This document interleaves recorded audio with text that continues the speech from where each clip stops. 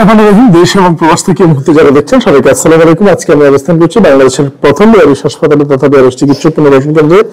আজকে এখানে আমরা আমাদের যে 70 জন রোগী এবং 20 জন এমপ্লয়, মোট 90 জন, আমাদের বছরের প্রথম দিন উপলক্ষে প্রত্যেককে মিষ্টি মুখ করার যে আয়োজন করেছে, আমাদের এই কার্যক্রমের জন্য আমরা ধন্যবাদ জানাই আমাদের কর্তৃপক্ষ মহোদয়।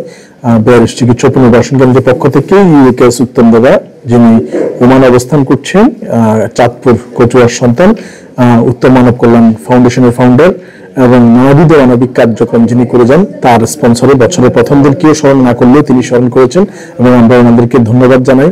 এছাড়াও তিনি নানাবিধ মানবিক কার্যক্রম, মসজিদে কোরআন শরীফ দান, মন্দিরে গীতা দান এবং হুইল চেয়ার দান অসুস্থ মানুষের মধ্যে, এবং হাসপাতালে নানাবিধ খাবার কার্যক্রম আয়োজন এবং বিভিন্ন পূজা পার্বণ, ঈদ এবং বিভিন্ন সময়ে বিভিন্ন অকেশনে ভালো খাবার আয়োজন সহ নানাবিধ মানবিক কার্যক্রমের সাথে আমাদের বেয়ারিশ সেবা ফাউন্ডেশনের একজন সদস্য, আমাদের গর্বিত সহযোদ্ধা আবার উত্তম কুমার সাহা, উত্তম দাদাকে আমরা ধন্যবাদ জানাচ্ছি এই ধরনের কার্যক্রমে এগিয়ে আসার জন্য। নিশ্চয়ই ওনার পরিবারকে সৃষ্টিকর্তা অবশ্যই ভালো রাখবে এবং ওনার জন্য আমাদের হিন্দু মুসলমান প্রত্যেক পরিবারের পক্ষ থেকে ওনার জন্য দোয়া এবং ভালোবাসা আমাদের প্রত্যেকটা ধর্মযোগীর পক্ষ থেকে, এবং ওনাকে ধন্যবাদ জানার জন্য অনুরোধ জানাচ্ছি রতন দাদাকে।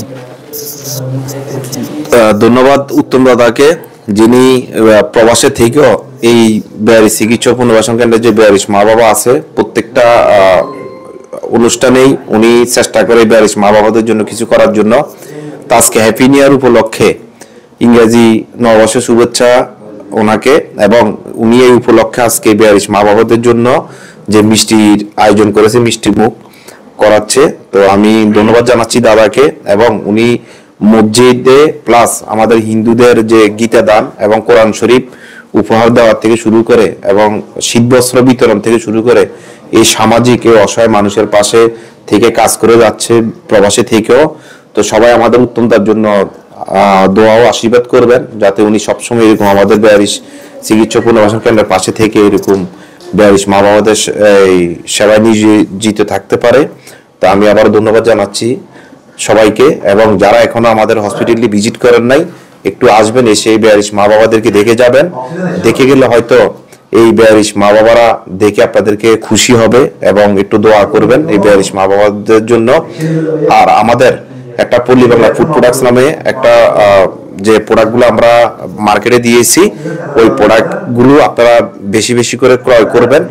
যেখানে ক্রয় করলে যে লভ্যাংশ থেকে আমাদের এই সম্পূর্ণ লভ্যাংশ থেকে বেয়ারিশ চিকিৎসা পুনর্বাসন কেন্দ্র বেয়ারিশ মা বাবাদের জন্য ব্যয় করা হয়।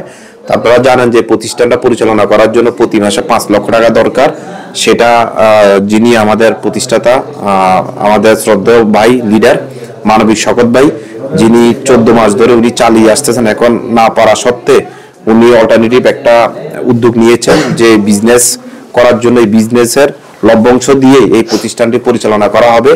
তা আপনাদের যাদের 2 প্যাকেট আটার দরকার বা 2 প্যাকেট ময়দা দরকার, অন্তত একটি প্যাকেট হইলেও আমাদের এই পল্লী বাংলা ফুড প্রোডাক্টস থেকে ক্রয় করবেন। সবাই ভালো থাকবেন, আসসালামু আলাইকুম। ধন্যবাদ রতন ভাইকে। এখনই তাদেরকে খাবার কার্যক্রম শুরু হবে ইনশাআল্লাহ।